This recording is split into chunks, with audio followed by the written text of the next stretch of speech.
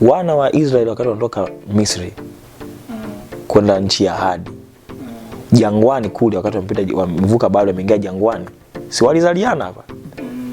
Lakini wale waliozaliwa hawakurudi kuanzia Misri.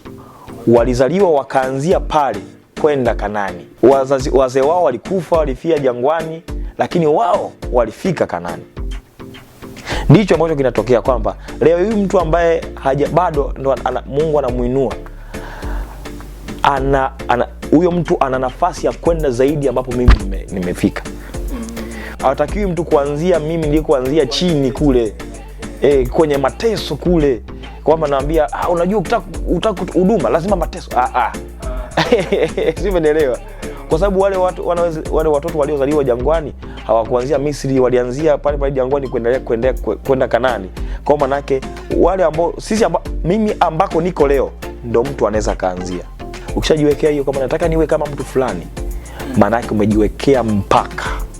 Hauwezi ukaenda zaidi ya hapo. Na ubaya zaidi, huwezi ukafika pale ambapo mimi nimefika kwa sababu sio njia yako. Kwa hiyo utakuwa unapambana kila siku kwenye maisha yako na utaona ufanikiwi kwa sababu sio wewe. Unaishi mtu mwingine ndani yako. Kwa hiyo hakuna namna yote ambayo mtu anaweza kuwa kama Paul Clement. Ila mtu anaweza kuwa yeye. Ukiwa wewe unaweza kuwa zaidi ya Paul Clement. Unaweza kuwa zaidi ya mtu yeyote. Hii ni Outside Borders.